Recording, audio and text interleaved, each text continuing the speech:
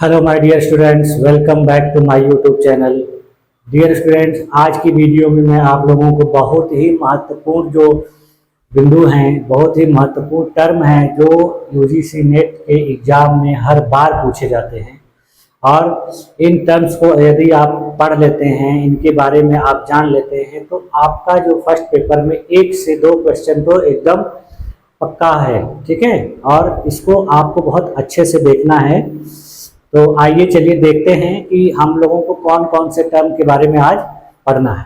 देखिए, सबसे पहले है, देखिए, शोध सिंधु। ठीक है, क्या पढ़ना है हमको? शोध सिंधु। ठीक है, उसके बाद हमें पढ़ना है शोध गंगा। फिर देखिए, शोध गंगोत्री। ठीक है, उसके बाद पढ़ना है ई विद्वान, और लास्ट में पढ़ना है साहित्यिक चोरी। साहित्यिक चोरी, यानी इतनी सारी चीजें आज आपको इस वीडियो में मैं बताऊंगा। तो इसीलिए ये वीडियो बहुत ही महत्वपूर्ण है, इसको जरूर देखिएगा। आइए चलिए देखते हैं।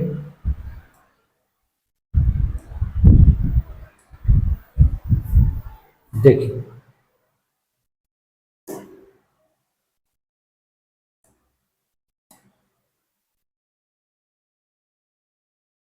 देखिए, अनुसंधान अभिक्षमता में ये जो टर्म्स हम लोग आज पढ़ेंगे, वो टर्म्स कैसे हैं? डिजिटल पहल है, यानी अपने देश की सरकार के द्वारा उपलब्ध किए गए डिजिटल पहलें हैं, इनिशिएटिव हैं। ठीक है, तो आइए इनको हम लोग एक एक करके देखते हैं। देखिए, सबसे पहले हमको क्या देखना है? शोध गंगा। ठीक है, क्या देखेंगे? शोध गंगा। ये है क्या? देखिए, शोध का मतलब आप समझ पहले से जाने गए हैं, और गंगा जानते ही हैं। गंगा मतलब अपने देश की बहुत बड़ी नदी है, बहुत विशाल जलधारा वाली नदी है। तो उसी प्रकार से यह जो टर्म है या प्लेटफॉर्म जो है, डिजिटल प्लेटफॉर्म, इसको गंगा की संज्ञा दे दी गई है। तो ये है क्या, इसको देखते हैं। देखिए, ये क्या है? यह एक डिजिटल रिपॉजिटरी है जिसे भारत सरकार के विश्वविद्यालय अनुदान आयोग यानी यूजीसी द्वारा स्थापित किया गया है। यानी इसको स्थापित किसके द्वारा किया गया है? यूजीसी के द्वारा।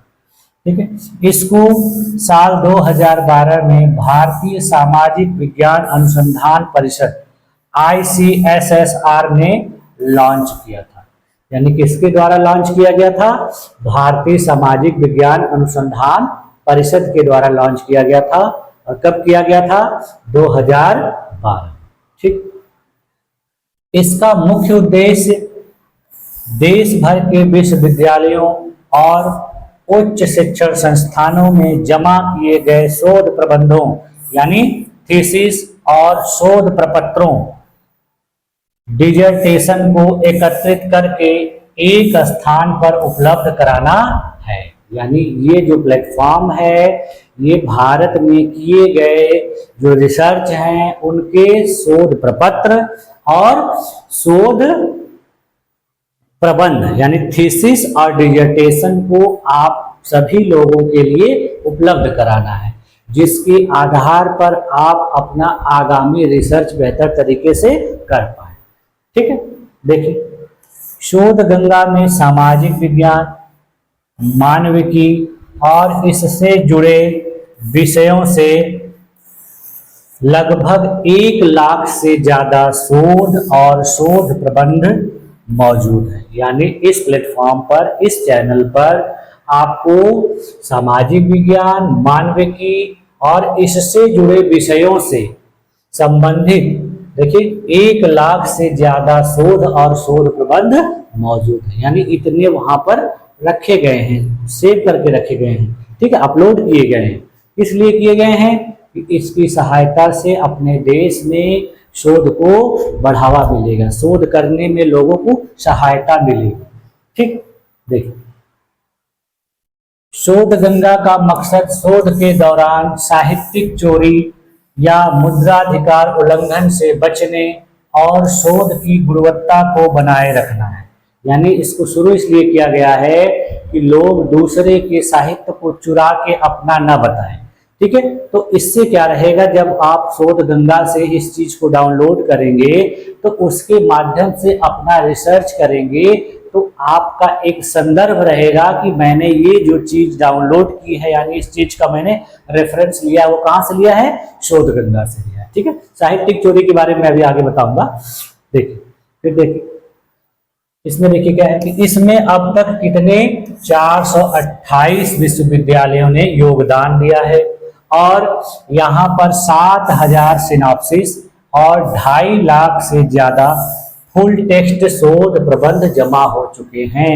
यानी अब तक जब से यह शुरू किया गया है तब से इसमें भारत के 428 विश्वविद्यालयों ने योगदान दिया है और इस प्लेटफॉर्म पर 7000 सिनॉप्सिस और 2.5 लाख से ज्यादा फुल टेक्स्ट शोध प्रबंध इस पे क्या किए जा चुके हैं, जमा किए जा चुके हैं। देख लीजिए इसका कितना बड़ा योगदान है आज के भारतीय शोध क्षेत्र में। ठीक है, तो इसीलिए ये आपके एग्जाम के लिए इंपॉर्टेंट है और इससे क्वेश्चंस आते हैं। फिर आगे देखिए, शोध गंगा नाम से ही स्पष्ट है कि यह शोध रिसर्च की गंगा है। जैसे मैंने अभी आप लोगों को बताया, तो यह एक ऐसा स्रोत है जहां पर विभिन्न विषयों पर किए गए शोध कार्य उपलब्ध है। इस प्लेटफॉर्म का उद्देश्य शोधकर्ताओं, विद्वानों और छात्रों को उनके विषय से संबंधित जानकारी प्राप्त करने में सहायता करना। जैसे अभी मैंने बताया कि इसका उद्देश्य क्या है कि जो शोधकर्ता हैं, जो विद्वान हैं, जो छात्र हैं, उन लोगों को इससे हेल्प मिलेगी। ठीक है, ताकि वे अपने शोध को और अधिक उन्नत कर सके और नई खोजों में योगदान दे सके। यानी इसकी सहायता से वह नई खोजों में क्या पाएंगे, हेल्प पाएंगे। ठीक, फिर देखिए,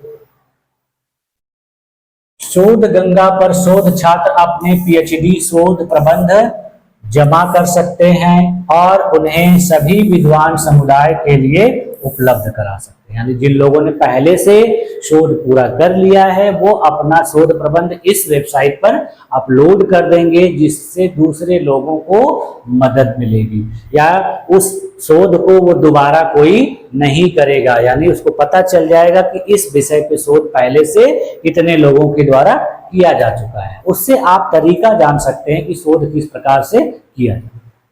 ठीक, आगे देखो, इस डिजिटल रिपॉजिटरी का उपयोग करके आप किसी भी विषय पर जमा किए गए शोध प्रबंधों को पढ़ सकते हैं, डाउनलोड कर सकते हैं और अपने अध्ययन के लिए उपयोग कर सकते हैं। यानी इसको आप पढ़ भी सकते हैं, डाउनलोड भी कर सकते हैं और अपने रिसर्च में इसकी सहायता ले सकते हैं।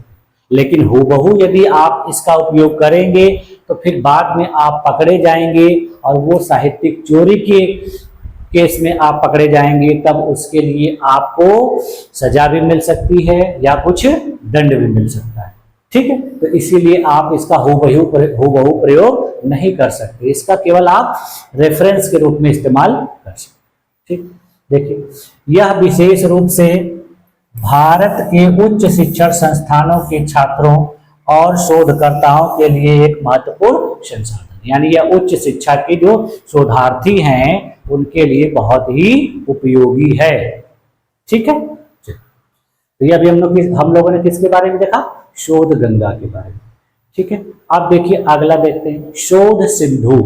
यानी उस पर याद रखिएगा आप लोग कि क्या क्या चीजें अपलोड की जाती है, डिजर्टेशन और देख लीजिए इस पे हम ये ध्यान रखेंगे कि ये जो कुछ कुछ छोटे छोटे शब्द हैं इसको बहुत याद रखना है आपको। देख लीजिए अभी मैंने बताया आप लोगों को कि इस पे क्या क्या है, डिजर्टेशन और थीसिस।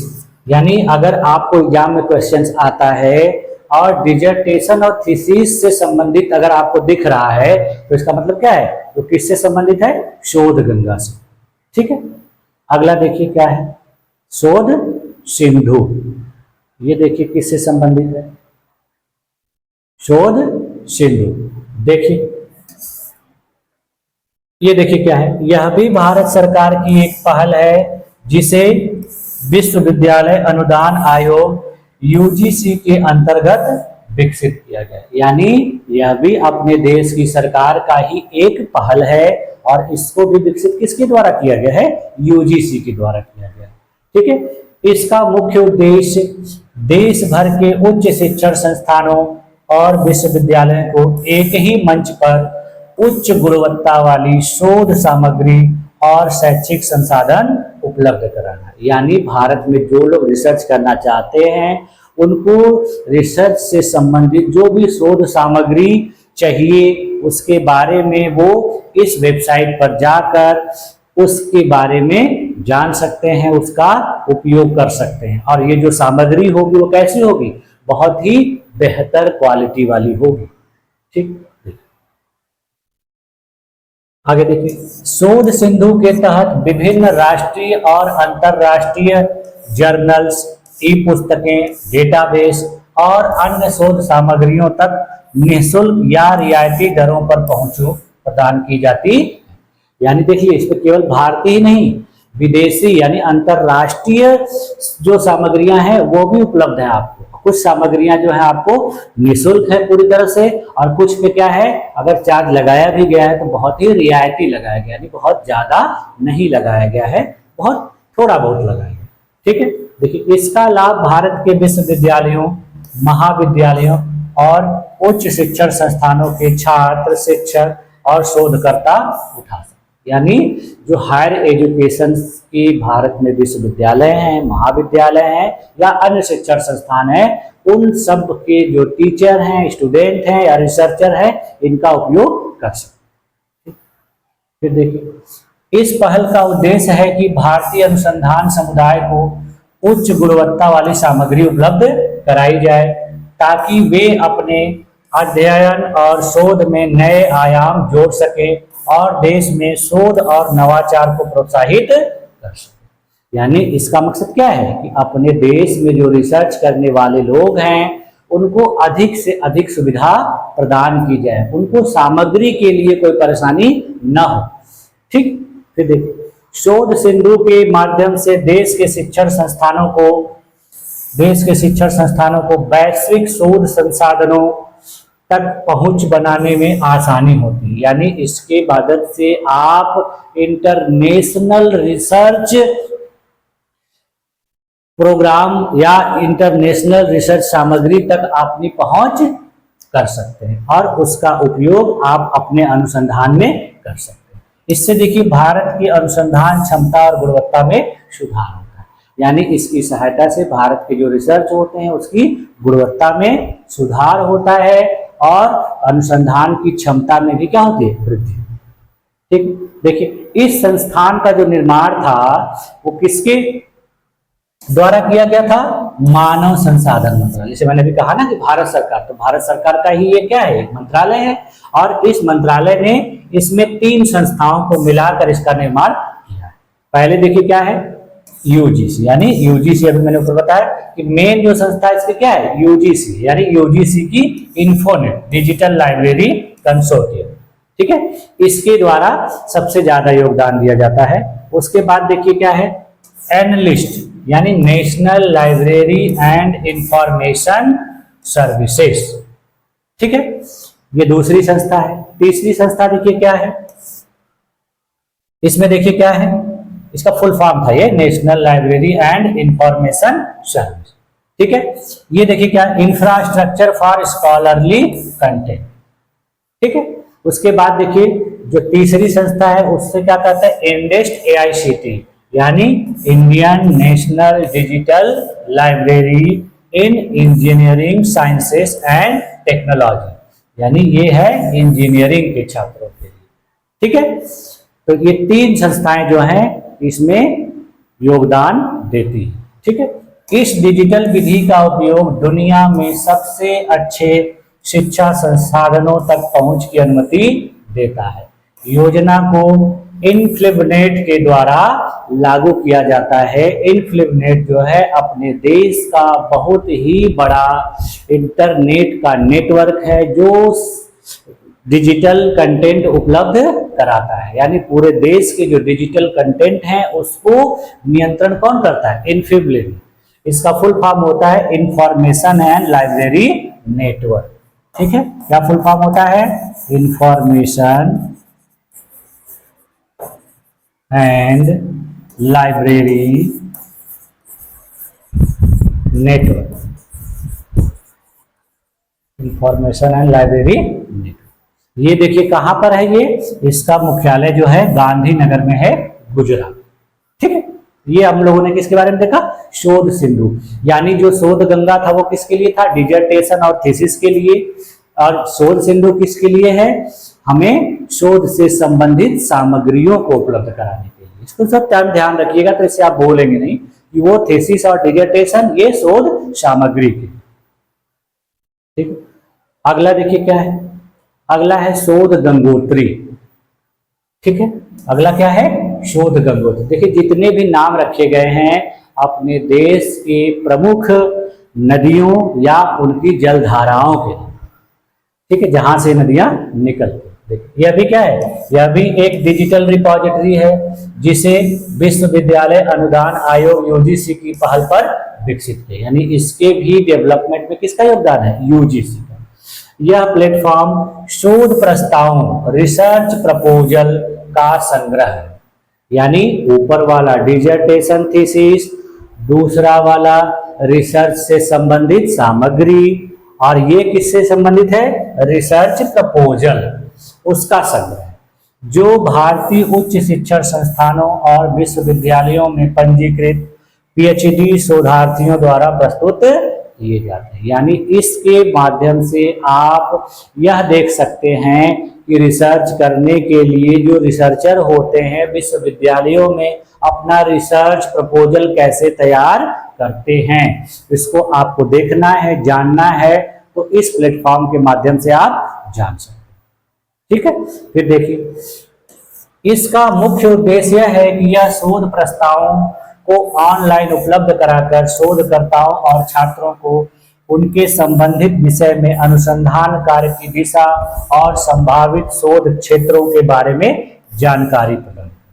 वही मैंने बताया ना कि ये क्या होता है कि नए नए जो शोधार्थी हैं उनको यह मदद करता है और उनको एक दिशा प्रदान करता है जिससे उनका शोध बेहतर हो सके। ठीक, फिर देखिए यह प्लेटफॉर्म शोधकर्ताओं को एक दूसरे के कार्यों को समझने, शोध के दोहराव को रोकने और नए शोध के लिए मार्गदर्शन प्रदान करने में सहायता करता है। यानी देखिए क्या है कि एक दूसरे के कार्यों को समझने में, दोहराव को रोकने में और मार्गदर्शन प्रदान करने में यह काम करता है। यानी 3 तरह का इसका उद्देश्य है। ठीक है, चलिए आगे देखिए। इसके माध्यम से शोधार्थी अन्य शोधकर्ताओं के प्रस्तावित शोध कार्यों के बारे में जान सकते हैं और अपनी खुद की अनुसंधान दिशा को बेहतर तरीके से तय करते हैं। इसके साथ ही यह यानी इसकी सहायता से वह अपना रिसर्च प्रपोजल बहुत बेहतर तरीके से निर्मित कर सकते हैं। ठीक है, इसके साथ देखिए क्या करता है, यह पहल अनुसंधान के क्षेत्र में पारदर्शिता और सहयोग को बढ़ावा देती है। जैसे अभी मैंने क्या कहा कि दोहराव नहीं होगा और पारदर्शिता रहेगी, यानी आप कोई भी चीज छुपाएंगे नहीं, सब कुछ ओपन रहेगा क्योंकि आप किसी की नकल करेंगे नहीं। ठीक, इससे भारतीय शोध जगत में नई खोजों और नवाचारों को प्रोत्साहन मिलता है। यानी इसकी मदद से भारत में नई नई खोजें होंगी और नए नए नवाचार। ठीक, इसमें देखिए और क्या कर सकते हैं, इसमें जो है शोधार्थी पीएचडी कार्यक्रम के लिए खुद को रजिस्टर करा सकते हैं। यानी कोई शोधार्थी अगर चाहे तो इसमें भी अपने पीएचडी कार्यक्रम के लिए रजिस्टर करा सकता है। इसके लिए उन्हें भारत के विश्वविद्यालयों में पेश किए गए शोध विषय का सारांश देना होता है। यानी आप अगर किसी यूनिवर्सिटी में अपना शोध सारांश जमा किए हैं तो उसका आपको सारांश यहाँ पर देना पड़ेगा। यानी शोध सारांश का मतलब होता है सिनॉप्सिस, यानी रिसर्च की सिनॉप्सिस। तो ये देखिए किस चीज से संबंधित हो गया, रिसर्च के प्रपोजल से और सिनॉप्सिस से। अगर इस तरह से कोई टर्म आपको दिख रहा है एग्जाम में, तो उसका मतलब क्या है कि ये किससे संबंधित है? शोध गंगोत्री से। ठीक है। अगर शोध से संबंधित आपको कोई मटेरियल चाहिए तो उसके लिए क्या है? शोध गंगा है। शोध डिजर्टेशन और थीसिस के लिए क्या है? शोध गंगा है। और कंटेंट के लिए शोध सिंधु है। ठीक है। आगे देखिए, अब देखते हैं अगला जो है वो क्या है? ई विद्वान। ठीक है। यह भी देखिए एक डिजिटल पहल है। इसका क्या उद्देश्य है? देखिए, ई विद्वान एक ऑनलाइन डेटाबेस है जिसे इंफॉर्मेशन एंड लाइब्रेरी नेटवर्क इनफ्लिबनेट, अभी ऐसे मैंने बताया कि इसका फुल फॉर्म क्या है? इंफॉर्मेशन एंड लाइब्रेरी नेटवर्क, जिसका मुख्यालय कहाँ पे है? गुजरात के गांधी, भारत सरकार के तहत विकसित किया गया। यानी ये किसकी संस्था है? भारत सरकार की है।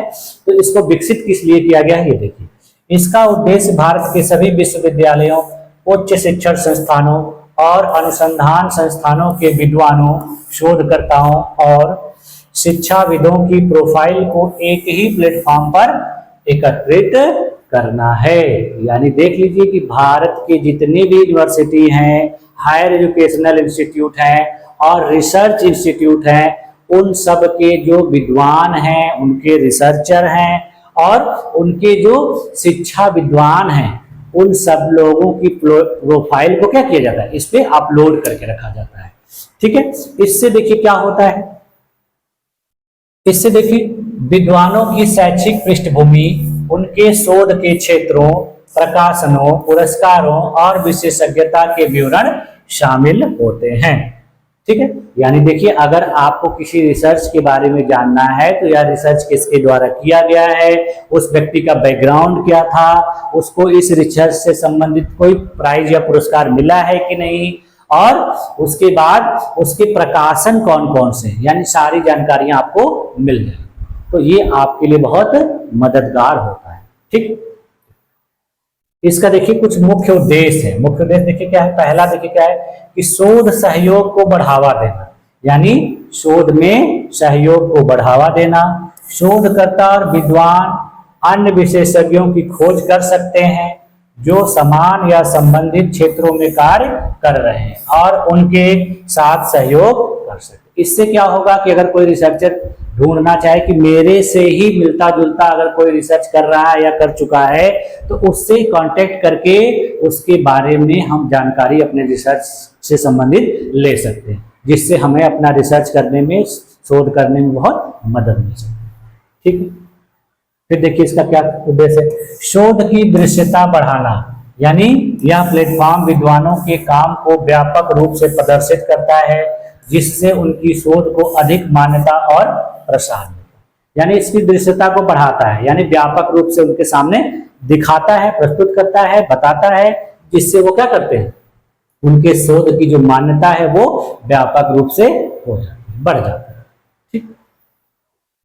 अगर किसी शोधार्थी के बारे में किसी को नहीं पता है तो इस प्लेटफॉर्म पे जाकर देख सकता है कि किसने इस शोध को किया था और उस शोध के द्वारा क्या लोगों को मिला है और उनको किस प्रकार का पुरस्कार मिला है, इस शोध से संबंधित उन्होंने कोई प्रकाशन किए हैं कि नहीं किए, ये सारी चीजें पता चल जाती है। तो आपको एक मोटिवेशन मिलता है।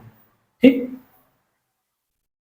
आगे देखिए, फिर देखिए इससे क्या होता है? नीति निर्माताओं की सहायता। यह नीति निर्माताओं को देश के शोध विशेषज्ञता के बारे में जानकारी प्रदान करता है और उन्हें अनुसंधान नीति और अनुसंधान अनुदान प्रदान करने में सहायता है। यानी नीति निर्माताओं, यानी कहने का मतलब सरकार और यूजीसी को भी इससे फायदा मिलता है। इससे क्या पता चल जाता है कि अपने देश में संबंधित जो शोध से रिलेटेड लोग हैं वो किस प्रकार से शोध कर रहे हैं और उनका शोध कितना उपयोगी है। तो इसको जानने के बाद जो सरकार है वो रिसर्च की जो पॉलिसी है वो बेहतर तरीके से बनाती है और जो रिसर्चर होते हैं उनको अनुदान या स्कॉलरशिप भी उसी प्रकार से प्रदान। ठीक। फिर देखिए उद्योग और अकादमिक सहयोग, यानी इसका उपयोग देखिए उद्योग और अकेडमिक यानी शैक्षणिक और व्यावसायिक क्षेत्र में कैसे होता है। उद्योग जगत के लोग इस डेटाबेस का उपयोग कर सकते हैं ताकि वह अपनी जरूरतों के लिए उपयुक्त विशेषज्ञता वाले विद्वानों की पहचान कर सके। यानी यह व्यावसायिक क्षेत्र में भी उपयोगी है। इसको देखकर, इसके डेटाबेस का उपयोग करके अनेक व्यवसायी भी अपने क्षेत्र में विशेषज्ञों को शामिल कर सकते हैं। उनको पता चल जाएगा कि यह व्यक्ति इस पर्टिकुलर ट्रेंड से, सब्जेक्ट से या रिसर्च कर चुका है, तो उसे अपने व्यवसाय में हेल्प ले सकते।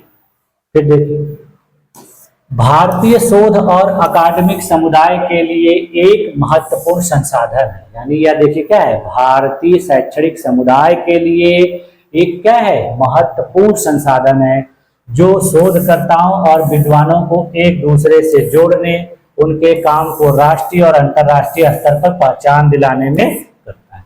यानी रिसर्चर और विद्वान दोनों को आपस में जोड़ देता है, जिससे वह एक बेहतर तरीके से रिसर्च करके भारत सहित पूरे विश्व में अपनी अच्छी पहचान बना सके। ठीक, आगे यानी ये तीनों हो गए। अब देखिए क्या है, अब जो हमने बताया कि अभी ऊपर हम लोगों ने पढ़ा है कि प्लेजरिज्म, यानी इसको इंग्लिश में देखिए क्या कहते हैं, प्लेजरिज्म, और हिंदी में क्या कहते हैं, साहित्यिक चोरी। ये क्या है, देखिए ये सिंपल से अगर देखा जाए कि किसी व्यक्ति ने किसी टॉपिक, किसी कंटेंट के प्रति कोई रचना की है, कोई लेख लिखा है ना, तो उसी के कंटेंट को आप चुरा कर कहीं छापते हैं या कहीं कहते हैं और कहते हैं कि ये मेरा है, तो उसी को कहा जाता है साहित्यिक चोरी। यानी किसी की दूसरे के द्वारा लिखी गई पुस्तक, बताई गई कोई बातें या कोई चीज पढ़ाया गया है और आप उसको कहते हैं यह मेरा है, यानी उस व्यक्ति को रेफरेंस में नहीं ले रहे हैं आप और उस पर अपना नाम ले रहे हैं, तो इसी को कहा जाता है साहित्यिक चोरी। देखिए आइए देखते हैं। देखिए इसका अर्थ देखिए क्या है कि किसी अन्य व्यक्ति के विचारों, लेखन, शोध कार्य या रचनात्मक सामग्री को बिना उचित श्रेय दिए अपने काम के रूप में प्रस्तुत करना। यानी किसी दूसरे के कंटेंट को आप इस्तेमाल कर रहे हैं और कह रहे हो कि यह मेरा है। इस्तेमाल करना गलत नहीं है, लेकिन आप उसको संदर्भ में दिखाइए कि मैंने ये चीज यहां से ली है, यानी इस चीज को क्रिएट करने में, इस चीज को बनाने में मैंने इस पुस्तक का प्रयोग किया है, इस लेखक के इस कंटेंट का उपयोग किया है। तो ये जब आप बताएंगे तो क्रेडिट किसको दिया जाएगा, उस व्यक्ति को दिया जाएगा जिसने उसकी रचना की है। ठीक है, तो यही होता है। जब आप क्रेडिट नहीं देते हैं, आप हूबहू उसकी चीजों को कॉपी कर लेते हैं और कहते हैं कि नहीं ये सब मेरी रचना है, मैंने किया है, तो इसे ये चीज क्या कहलाती है, साहित्यिक चोरी कहलाती है। ठीक है, देखो यह एक गंभीर नैतिक और शैक्षिक अपराध माना जाता है। यानी इसे क्या है, यह एक गंभीर नैतिक और शैक्षिक अपराध माना जाता है। ठीक है, ऐसा करना बहुत गलत होता है कि आप किसी की मेहनत को ऐसे ही कहते हैं कि ये मेरी है। उस व्यक्ति ने उस चीज को रचना करने के लिए, उसको बनाने के लिए कितनी मेहनत की होगी, कितना परिश्रम किया होगा, कितने पैसे खर्च किए होंगे, कितना समय लगा होगा, और आप उसको आसानी से अपने उपयोग में ले आते हैं और उस व्यक्ति को क्रेडिट भी नहीं देते हैं। तो ये गलत चीज है। ठीक है, देखो साहित्यिक चोरी कई प्रकार की हो सकती है और इसे जानबूझकर या अनजाने में भी किया जा सकता है। कभी कभी क्या होता है कि कुछ लोग इसको अनजाने में प्रयोग कर देते हैं, लेकिन कभी ज्यादातर क्या होता है कि लोग जानबूझकर करते हैं, यानी अपना समय बचाने के लिए, अपना श्रम बचाने के लिए और अपने आप को बेहतर दिखाने के लिए वो क्या करते हैं, दूसरे के कंटेंट को इस्तेमाल करके और बहुत महान बनने का प्रयास करते हैं। ऐसा नहीं करना चाहिए। यानी आप अपने से खुद करिए, अपना क्रिएट करिए, रेफरेंस उसका लीजिए, ये कोई मना नहीं करता है, क्योंकि आपको रेफरेंस जब लेंगे तो उस व्यक्ति का भी नाम लोगों के पास पहुंचेगा, उसका भी नाम होगा और उसको भी लोग जानेंगे। ठीक है, चलिए अब देखिए प्लेजरिज्म का प्रकार क्या होता है, यानी साहित्यिक चोरी कितने प्रकार की होती है। देखिए एक क्या है कि डायरेक्ट प्लेजरिज्म, यानी प्रत्यक्ष साहित्यिक चोरी। इसमें देखिए, इसमें किसी अन्य के कार्य, वाक्य या पैराग्राफ को बिना किसी परिवर्तन के अपने काम में शामिल करना शामिल होता है। यानी पूरा का पूरा पैराग्राफ कॉपी करना। डायरेक्ट प्लेजरिज्म का मतलब प्रत्यक्ष साहित्यिक चोरी, यानी किसी भी व्यक्ति के द्वारा कोई चीज लिखी गई है, कोई चीज बनाई गई है और आप उसको एकदम हूबहू कॉपी करके और अपना उपयोग कर रहे हैं, तो कहा जाएगा कि ये प्रत्यक्ष रूप से साहित्यिक चोरी है। यानी इसमें आप कुछ भी अपना न ऐड करें, पूरी तरह से उसी को शामिल कर लें, तो ये प्रत्यक्ष रूप से साहित्यिक चोरी है। ठीक है, फिर देखिए दूसरी, देखिए क्या है, दूसरी क्या है, सेल्फ प्लेजरिज्म यानी आत्म साहित्यिक चोरी। इसको देखिए क्या कहा जाता है, इसमें लेखक अपने पहले के प्रकाशित कार्य को दोबारा प्रस्तुत करता है या एक ही काम को विभिन्न संस्थानों पर जमा करता है। ठीक है, जैसे कि एक ही शोध पत्र को अलग अलग जगहों पर बिना सूचित किए जमा करना। यानी आपने कोई रचना एक बार की है या कोई रिसर्च एक बार किया है और उसी रिसर्च को अलग अलग जगहों पर जमा कर दे रहे हो, यानी आप उसमें कोई बदलाव नहीं ला रहे हो, उसी को बार बार रीयूज कर रहे हो। ये कहा जाता है खुद से जानबूझकर करना, यानी आत्म साहित्यिक चोरी। अपने आप आपको पता है और फिर आप इसको कर रहे हो, यानी कई बार इसको आप इस्तेमाल कर रहे हो। ये किस प्रकार की चोरी हो जाएगी, आत्म साहित्यिक चोरी। ठीक है, अगला देखिए, अगला देखिए क्या है कि पैराफ्रेजिंग प्लेजरिज्म। इसका मतलब क्या होता है, इसको कहते हैं पुनर्लेखन साहित्यिक चोरी। इसमें देखिए क्या होता है कि किसी के विचारों या शोध कार्य को अपने शब्दों में बदलकर प्रस्तुत करना शामिल है। ठीक है, लेकिन मूल स्रोत का श्रेय नहीं है। यानी आप किसी दूसरे व्यक्ति के शोध कार्य को अपने शब्दों में बदलकर प्रस्तुत करते हैं। यानी मान लीजिए शोध कार्य उसका है, आप उसके शब्द केवल बदल दे रहे हो, लेकिन तौर तरीका सब कुछ वही है, तो इसको कहा जाता है, ये कैसा है, पुनर्लेखन साहित्यिक चोरी।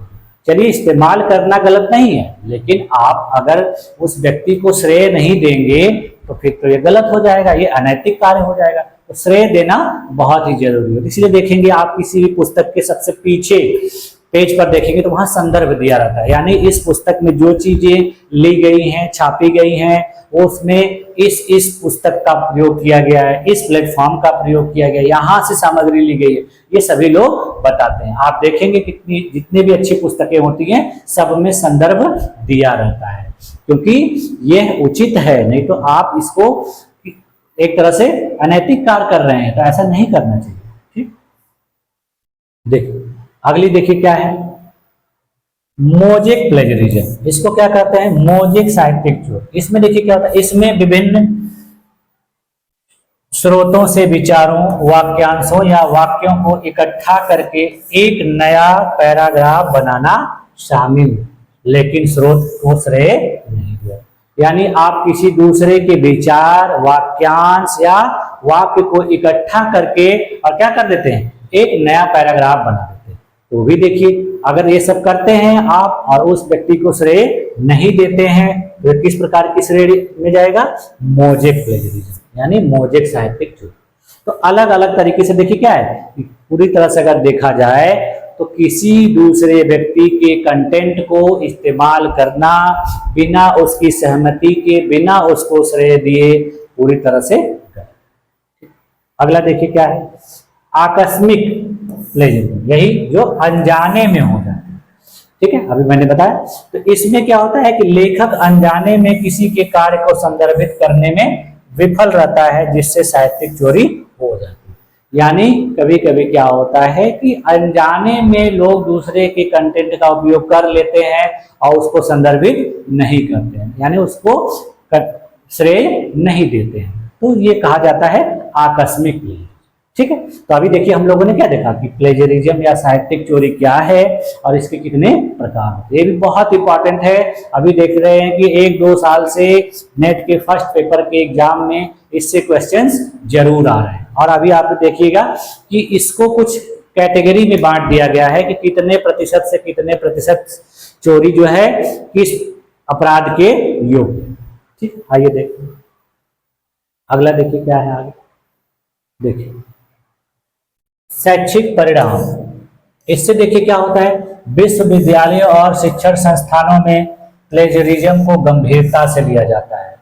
छात्र को असाइनमेंट में 0 अंक, कोर्स से निष्कासन या यहाँ तक कि विश्वविद्यालय से निष्कासन भी मिल सकता है। यानी आप इस प्रकार से करते हैं तो यूनिवर्सिटियों में या एजुकेशनल इंस्टीट्यूट में आप पकड़े जाते हैं तो क्या किया जाएगा, आपके असाइनमेंट में आपको 0 अंक दिया जाएगा, आपको उस कोर्स से निकाल दिया जाएगा, और यदि आप गंभीर रूप से करते हैं तो आपको उस यूनिवर्सिटी से भी निकाल दिया जाएगा।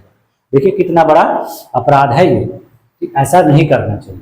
ठीक है, फिर देखिए कुछ कुछ मामलों में देखिए कानूनी परिणाम भी आपको भुगतना पड़ सकता है। देखिए कुछ मामलों में साहित्यिक चोरी पर कानूनी कार्यवाही भी की जा सकती है, जिसमें जुर्माना या कारावास भी हो सकता है, खासकर अगर कॉपीराइट का उल्लंघन किया गया हो तो। इसीलिए देखिए किसी की कंटेंट को चुराना बहुत बड़ा अपराध होता है। इसलिए देखिए दूसरे के कंटेंट पे नीचे सी लिखा रहता है, यानी कॉपीराइट, यानी आप उसको हूबहू कॉपी करते हैं तो आप अपराध की श्रेणी में आएंगे। ठीक, ये चीज अब देखिए आगे। और इससे क्या होता है, व्यवसायिक प्रतिष्ठा को नुकसान पहुंचता है। यानी अगर साहित्यिक चोरी होती है तो जो व्यक्ति की पेशेवर और व्यक्तिगत प्रतिष्ठा को भी गंभीर क्षति हो सकती है, जिससे कैरियर पर नकारात्मक प्रभाव पड़ता है। यानी इस प्रकार की चोरी से क्या होता है, जो पेशेवर व्यक्ति हैं उनकी व्यक्तिगत प्रतिष्ठा पर भी आघात पहुंचता है, उनको बहुत बुरा लगता है, उनको बहुत सदमा लगता है, उनको बहुत खराब लगता है, जिससे वो क्या हो सकते हैं, उनका पूरा कैरियर खराब हो सकता है। तो इस प्रकार से आपको नहीं करना चाहिए। ठीक, फिर देखिए नैतिक और नैतिक प्रभाव। इस पे देखिए क्या होता है, प्लेजरिज्म एक अनैतिक आचरण माना जाता है जो ईमानदारी और नैतिकता के खिलाफ है। यानी प्लेजरिज्म क्या माना जाता है, एक अनैतिक कार्य माना जाता है और यह ईमानदारी और नैतिकता के खिलाफ है। यह व्यक्ति की नैतिक अखंडता पर सवाल उठाता है। यानी यह आप ऐसा करते हैं तो कहा जाता है कि आप नैतिक व्यक्ति नहीं हैं, बल्कि आप एक अनैतिक व्यक्ति हैं। ठीक है, तो इसीलिए ऐसा करना नहीं चाहिए। ठीक, और देखिए आप देखिए प्लेजरिज्म से बचने के तरीके, यानी साहित्यिक चोरी से बचने के क्या क्या तरीके हैं। देखिए मैंने क्या बताया कि उसको आप रेफरेंस दीजिए। पहला देखिए क्या है, स्रोतों का उचित संदर्भ। यानी आप कोई भी कंटेंट अगर कहीं से ले रहे हैं तो उस व्यक्ति को क्या करिए, रेफरेंस दीजिए, कंटेक्स्ट में उसको शामिल करिए, उस स्रोत को सही तरीके से उद्धृत करें जहां से विचार या जानकारी ली गई। यानी आपको उस चीज को बताना है कि आपने यह सामग्री कहां से ली है, और फिर आप उसको अपने तरीके से समझाइए और बताइए। ठीक, विभिन्न शैक्षणिक शैलियां जैसे कि एपीए, एमएलए और शिकागो विभिन्न प्रकार के संदर्भन की विधियां प्रदान करती है। ये देखिए शैक्षणिक शैलियां हैं, इसके बारे में मैं आपको जो रेगुलर क्लासेस हैं उसमें बताऊंगा। इसका जो फुल फॉर्म होता है अमेरिकन साइकोलॉजिकल एनालिसिस और मॉडर्न लैंग्वेज एनालिसिस। तो इनके आधार पर हम पता लगाते हैं कि संदर्भ को किस प्रकार से लिखा जाता है, इसके आधार पर पता चलता है। ये शैलियां हैं। ठीक है, इसके बारे में मैं आपको बता दूंगा। ठीक है, आगे देखिए, स्वयं के शब्दों में लिखें। यानी जो भी चीज आप लिख रहे हो उसको क्या करो, खुद के शब्दों में लिखो, किसी दूसरे के शब्दों में नहीं। ठीक है, अमेरिकन साइकोलॉजिकल एसोसिएशन और मॉडर्न लिख दे रहा हूं मैं, इसका फुल फॉर्म लिख दे रहा हूं, अमेरिकन साइकोलॉजिकल एसोसिएशन। ठीक है, और इसका होता है मॉडर्न लैंग्वेज एसोसिएशन। ठीक है, मॉडर्न लैंग्वेज एसोसिएशन। ठीक है, अब देखिए दूसरा तरीका क्या है बचने का, कि जानकारी को पढ़ने के बाद उसे अपने शब्दों में पुनः लिखें और सुनिश्चित करें कि मूल स्रोत का श्रेय दिया जाए। यानी किसी चीज को पढ़िए और उसे अपने शब्दों में लिखिए, उसके बाद भी उस चीज को श्रेय दीजिए कि मैंने यह चीज यहाँ से पढ़ा था, इस पुस्तक से पढ़ा था, इस लेखक की किताब में दिया गया है। तो इससे क्या होगा, उस व्यक्ति को भी श्रेय मिलेगा। फिर देखिए, उद्धरण चिन्हों का उपयोग करिए, यानी इन्वर्टेड कॉमा का प्रयोग करके आप बताइए यह शब्द मैंने इस पुस्तक से लिया है, इस सामग्री को मैंने यहां से लिया है, इस वेबसाइट से लिया है। तो उस व्यक्ति को भी, उस प्लेटफॉर्म को भी आपको क्या मिलेगा, महत्व मिलेगा। ठीक, देखिए, प्लेजरिज्म जांच उपकरणों का उपयोग, यानी इससे बचने के लिए, पता लगाने के लिए तो आपको कुछ उपकरणों का भी प्रयोग करना पड़ता है। और ये उपकरण कैसे होते हैं, ऑनलाइन उपकरण है। देखिए, इनसे भी अभी इस बार के जो एग्जाम हुआ था यूजीसी नेट का, उसमें भी क्वेश्चन पूछा गया है कि साहित्यिक चोरी को रोकने के लिए इस्तेमाल किए जाने वाले डिजिटल उपकरण निम्न में से कौन है। तो देखिए, वो उपकरण क्या है, टर्निटिन है, ग्रामरली है, कॉपीस्केप है और ऑथेंटिकेट है, फिर उरकुंड है। यानी देखिए, टर्निटिन, ग्रामरली, कॉपीस्केप, ऑथेंटिकेट और उरकुंड, यानी ये सब जो है विभिन्न ऑनलाइन उपकरण हैं जिसके इस्तेमाल से आप साहित्यिक चोरी से बच सकते हैं। यानी ये आपको बताता है कि इस कंटेंट में साहित्यिक चोरी की जा रही है कि, ठीक। फिर देखिए आगे, ये जरूर याद रखिए कि बहुत इंपॉर्टेंट है, ठीक है, कि विभिन्न ऑनलाइन उपकरण हैं जो साहित्यिक चोरी से बचने में सहायता करते हैं। अगला देखिए क्या है, पांचवा देखिए क्या है, समझदारी से नोट्स बनाएं। यानी नोट्स बनाते समय स्रोत की जानकारी को अच्छी तरह से लिखें ताकि बाद में कोई गलती, अगर आप नोट्स बना रहे हैं तो कहाँ, किस स्रोत से उस नोट्स को आप लिए हैं, यह भी बताना जरूरी होता है। ठीक है, अब देखिए, नए दिशा निर्देशों के तहत 10% तक समानता स्वीकार्य है और इसे मामूली या स्तर 0 माना जाता है। ठीक है, यानी अगर आप किसी के कंटेंट का 10% इस्तेमाल कर रहे हैं या उससे कम कर रहे हैं तो इसको मामूली सा साहित्यिक चोरी माना जाता है, ये माफ है, इसको स्वीकार कर दिया जाता है। ठीक है, कमी यह है कि यह मामूली समानता एक ही स्रोत से ली गई एक महत्वपूर्ण साहित्यिक चोरी हो सकती है। ठीक है, कभी कभी क्या हो जाता है कि यही मामूली समानता क्या हो जाती है, कभी कभी उस स्रोत से ली गई महत्वपूर्ण चोरी हो सकती है ना। कभी कभी आप किसी के 10% को ही लेके आप अपना बहुत अच्छा कर जाएं तो इसलिए उसको साहित्यिक चोरी माना जाए। ठीक है, देखिए, अब देखिए, इसको कुछ कैटेगरी में बांटा गया है, ये बहुत ही इंपॉर्टेंट है। इस बार जो 22 तारीख को एग्जाम हुआ था यूजीसी नेट का, उसमें इसको पूछा गया। तो देखो, इसको कैटेगरी में बांटा गया। 0 वाली कैटेगरी मैंने क्या बता दिया कि जिसमें 0 से 10% के नीचे वाला। अगला जो कैटेगरी देखिए क्या है, लेवल क्या है कि चोरी की डिग्री को स्तर 1 के रूप में निर्धारित करते हैं। यानी 10% से 40% जो होती है वो कौन से लेवल में आती है, 1, पहले लेवल।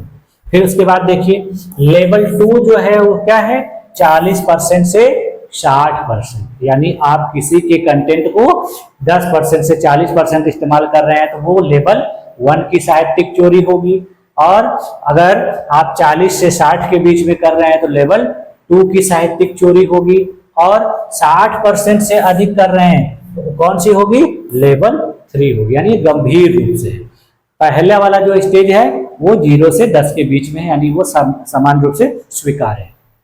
ठीक, देखिए इससे होता क्या है, देखिए, स्तर के आधार पर अपने स्क्रिप्ट जमा करने वाले छात्रों या शोधकर्ताओं को दंड का सामना करना पड़ता है।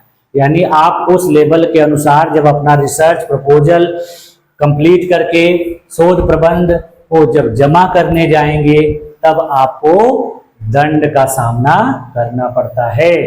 देखिए, दंड में यदि आप लेवल 1 की चोरी करते हैं तो उसको क्या करना पड़ेगा, आपको अपने स्क्रिप्ट को फिर से जमा करना पड़ेगा। यानी अगर आपने पहले लेवल की चोरी की है तो आपको उस स्क्रिप्ट को कहा जाएगा कि फिर से बना के लाइए।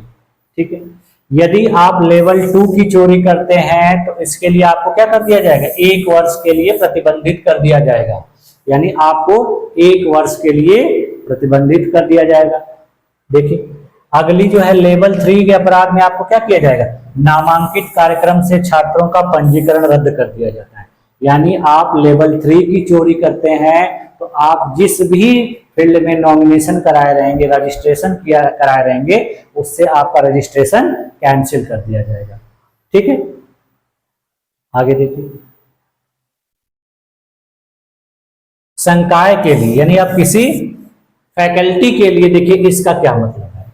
यदि किसी फैकल्टी में इसका चोरी किया जाता है तो उसके लिए क्या क्या है। देखिए 10% से अधिक समानताओं की साहित्यिक चोरी पांडुलिपि को वापस लेने का आदेश देती है। यानी यदि आप किसी फैकल्टी, किसी संकाय में इस प्रकार की चोरी करते हैं तो क्या कहा जाएगा कि आप अपने स्क्रिप्ट को, पांडुलिपि को क्या करिए, वापस ले लीजिए। यानी आप इसको मत दीजिए, आप वापस करिए। अगर 40% से 60% वाली, यानी लेवल कौन सी 2 वाली, इसके लिए अगर करते हैं तो 2 साल के लिए आपको मास्टर प्रोग्राम की देखरेख करने से वंचित किया जाता है। यानी आप अगर इस प्रकार से करते हैं तो आपका जो मेन प्रोग्राम है उसकी देखरेख यानी निगरानी से आपको वंचित कर दिया जाएगा और 1 साल के लिए वेतन वृद्धि खो दी जाती है। यानी आपका 1 साल तक वेतन में इंक्रीमेंट नहीं होगा। देखिए आर्थिक नुकसान भी झेलना पड़ता है। ठीक है, फिर देखिए यदि यह 60% से अधिक है तो 2 साल के लिए वेतन वृद्धि का नुकसान और 3 साल के लिए पर्यवेक्षक के रूप में अनुमति नहीं दी जा सकती। यानी अगर कोई रिसर्च का जो गाइड है वो यदि ऐसा करता है तो उसके वेतन में 2 साल के लिए वृद्धि रोक दी जाएगी और उसको ऑब्जर्व पर्यवेक्षक से भी हटा दिया जाएगा। ठीक है, तो ये जब गंभीर रूप वाली होती है लेवल 3 वाली तब, यानी 60% से अधिक की जब साहित्यिक चोरी करेंगे। ठीक है, देखिए इसीलिए देखिए क्या है कि कई पत्रिकाएं लेखकों की वैज्ञानिक प्रोफाइल की मांग करती हैं और एक आईडी बनती है जो रिचार्ज गेट आईडी होती है। ये 16 अंकों की एक आईडी होती है जिससे किसी भी व्यक्ति के पहचान को देखा जाता है। यानी जो भी साहित्य लिखा गया है वह किस व्यक्ति के द्वारा लिखा गया है उसकी पहचान किससे होती है, उस आईडी के द्वारा होती है। देखिए ये क्या करता है कि किसी शोधकर्ता की एक डिजिटल प्रोफाइल और संबद्धता है। यानी कोई शोधकर्ता है उसकी डिजिटल प्रोफाइल होती है। जैसे देखिए अभी मैंने ऊपर बताया था ना कि जो ई विद्वान वाला है उसी तरह की। ठीक है, इस प्रकार कुछ जांचों के साथ लेखकों को डुप्लीकेट प्रोफाइल बनाने से रोका जा सकता है। यानी आप इसको देख लेंगे तो आप डुप्लीकेट प्रोफाइल नहीं बना पाएंगे, इसके द्वारा आप उसमें अपना सुधार कर सकते हैं। देखिए नए नियमों के साथ प्रकाशक लेखक के संबंध संस्थान को सूचित कर सकता है और उन्हें देश के कानून और नियमों को दायरे में ला सकता है। यानी आप लेखकों को बता सकते हैं, डुप्लीकेट प्रोफाइल्स बनाने से रोक सकते हैं और उसमें नए नियमों के साथ लेखक को, प्रकाशक को आप सूचित कर सकते हैं और उन्हें देश के नियमों और कानूनों के दायरे में ला सकते हैं। ऐसी किसी भी शिकायत को संबोधित करने का तंत्र विस्तृत है और संस्थागत शैक्षणिक अखंडता पैनल IAIP के दायरे में आता है। यानी इसके लिए एक संस्थागत शैक्षणिक पैनल बनाया गया है और आप उसके दायरे में आ जाएंगे। ठीक है, देखिए अभी जो मैंने अभी ऊपर बताया कि ORCID क्या है, ये क्या है, ओपन रिसर्चर और कंट्रीब्यूटर आईडी। इसका फुल फॉर्म है open researcher and contributor ID. ये होती क्या है कि एक अल्फा न्यूमेरिक कोड है, यानी अल्फाबेट और नंबर का मिलाकर एक आईडी है जिसे विद्वानों के संचार में लेखकों और योगदानकर्ताओं की विशिष्ट पहचान के लिए डिजाइन किया जाता है। जैसे हमारा आधार नंबर होता है उसी प्रकार से लेखकों और विद्वानों की भी एक आईडी होती है जिसमें कुछ नंबर होते हैं और कुछ अल्फाबेट होते हैं। जैसे देखिए पैन कार्ड का नंबर होता है, उसमें देखिए कुछ अल्फाबेट भी होते हैं और कुछ नंबर होते हैं, उसी प्रकार से इनकी भी एक आईडी। ठीक है, तो इसका देखिए निष्कर्ष लास्ट में क्या निकलता है साहित्यिक चोरी का, कि प्लेजरिज्म केवल एक नैतिक उल्लंघन नहीं है बल्कि यह बौद्धिक संपदा के अधिकारों का भी उल्लंघन है। यानी यह केवल नैतिक उल्लंघन नहीं है, बौद्धिक संपदा के अधिकारों का भी उल्लंघन है। इसका शिक्षा, शोध और लेखन की दुनिया में कोई स्थान नहीं है। यानी इस तरह से आप करते हैं तो आपको ना तो शिक्षा में योगदान बेहतर मिलेगा, ना तो शोध में और ना तो लेखन में। यानी आप हर जगह आलोचना के पात्र बनेंगे और आपको सजा भी मिल सकती है। ठीक है, इसीलिए उचित श्रेय देना, ईमानदारी से काम करना और नैतिकता का पालन करना सभी शोधकर्ताओं, छात्रों और लेखकों की जिम्मेदारी है। यानी आपको कुछ भी चीज लिखना है, कुछ भी शोध करना है या कुछ भी पढ़ाना है तो उसमें आप जिस व्यक्ति के कंटेंट का इस्तेमाल करते हैं उसको श्रेय देना बहुत ही आवश्यक है। ठीक है, देखिए फिर देखिए क्या है कि 10% से कम प्रतिशत को अनदेखा नहीं किया जाना चाहिए। देखिए अभी मैंने ऊपर बताया ना कि 0 से 10% तक जो है मान्य है, लेकिन इसको भी अनदेखा नहीं किया जाना चाहिए, क्योंकि अगर अनदेखा किया जाएगा तो व्यक्ति वही 10% करते करते फिर ज्यादा करने लगेगा। यानी उसको 10% का योगदान जब ज्यादा मिलने लगेगा तो उसको लगेगा कि नहीं इसका और इस्तेमाल किया जाए और इस्तेमाल किया जाए, तो धीरे धीरे वो क्या हो जाएगा, बहुत ज्यादा करेगा। तो इसलिए इसको कहा गया कि इसको अनदेखा नहीं किया जाए। किसी भी रूप या स्तर पर साहित्यिक चोरी को पूर्ण रूप से हतोत्साहित किया जाना चाहिए। यानी किसी भी तरह की साहित्यिक चोरी हो उसको पूरी तरह से आपको हतोत्साहित करना चाहिए। उन्हें ग्रेड देना एक अच्छा विचार नहीं है। कहा जा रहा है कि इस प्रकार से ग्रेड में मत बांटिए, किसी भी प्रकार की साहित्यिक चोरी कर रहे हैं उसको रोक लगाइए बस। ठीक है, और अपराधियों को दंड से मुक्ति का एहसास कराता है। अगर आप इस प्रकार से कैटेगरी बांट देंगे तो उनको लगेगा कि चलो इस लेवल की चोरी करेंगे तो इतना ही दंड मिलेगा, इतना जुर्माना लगेगा, क्या दिक्कत है। नहीं, ऐसा नहीं होना चाहिए, उनको पूरी तरह से रोक लगाना चाहिए। इससे क्या होगा कि वो हतोत्साही हो जाएंगे। ठीक है, देखिए अब ये क्या है कि हालांकि भारत में कोई अलग से साहित्यिक चोरी अधिनियम नहीं बना है, यानी साहित्यिक चोरी से संबंधित कोई कानून भारत में नहीं है। इसको कहाँ शामिल कर दिया गया है, कॉपीराइट अधिनियम में ही शामिल कर दिया गया है। यानी भारत में कॉपीराइट से संबंधित कानून बना हुआ है तो उसमें साहित्यिक चोरी को भी शामिल कर दिया गया है। और किसमें शामिल किया गया है, जो कॉपीराइट कानून की धारा 57, 63 और 63A, यानी 57, 63 और 63A द्वारा शासित है। ठीक है, कॉपीराइट उल्लंघन में लेखक के काम को बिना अनुमति के इस्तेमाल करना शामिल है। यानी आप जब किसी की बिना अनुमति के उसकी चीजों का उपयोग करेंगे तो आपके ऊपर कॉपीराइट का कानून अप्लाई हो जाए। ठीक, जबकि साहित्यिक चोरी में इसका इस्तेमाल बिना किसी श्रेय के किया जाता है। ठीक है, इन धाराओं के तहत साहित्यिक चोरी के लिए 6 महीने से लेकर 3 साल तक की कैद भी हो सकती है। यानी अगर आप इस प्रकार से करते हैं तो आपको 6 महीने से लेकर 3 वर्ष तक की सजा भी, जेल भी हो सकती है। ठीक है, तो अभी देखिए हम लोगों ने सब चीजें आज देखी। ये जितने भी टर्म आपको बताया है मैंने बहुत ही इम्पॉर्टेंट हैं और इसको आपको अपने एग्जाम में जरूर पढ़ के जाना है। 1 या 2 क्वेश्चन आपको अवश्य मिलेगा, ये मेरी गारंटी है, क्योंकि मैंने बहुत से पेपरों का अवलोकन किया है तब जाके आप लोगों के लिए ये वीडियो बना है। और इसमें मैंने भी देखिए कई रेफरेंस लिए हैं, यानी कुछ इंटरनेट का भी रेफरेंस लिया है मैंने। ठीक है, कुछ गूगल का, कुछ यूट्यूब का। ठीक है, उसके बाद कुछ यूजीसी नेट की फर्स्ट पेपर की कुछ प्रसिद्ध किताबें हैं, जिसमें देखिए मदान सर की है, फिर उसके बाद दृष्टि पब्लिकेशन की है। तो इन सब किताबों को पढ़ने के बाद भी मैंने इन सब चीजों को इकट्ठा किया है और उसके साथ साथ जो प्रीवियस ईयर के क्वेश्चन पेपर हैं उसका भी अवलोकन किया है। यानी सारी चीजों को देखने के बाद तब जाके मैंने इस कंटेंट को तैयार किया है। यानी मैंने भी किसी भी प्रकार की साहित्यिक चोरी नहीं की है, क्योंकि मैं इन पुस्तकों को श्रेय दे रहा हूँ, उस डिजिटल प्लेटफॉर्म को श्रेय दे रहा हूँ, क्योंकि मुझे ये सब जानकारियां उन्हीं के माध्यम से मिली। मुझे इसके बारे में अपने से कोई जानकारी उतनी विशेष नहीं थी।